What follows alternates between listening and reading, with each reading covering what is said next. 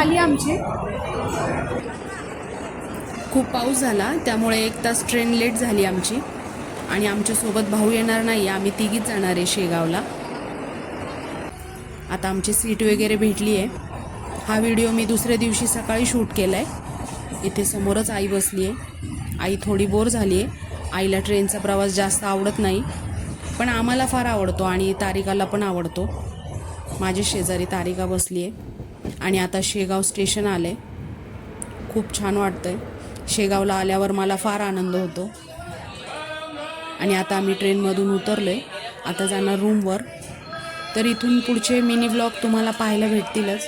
तर चला भेटू नेक्स्ट मिनी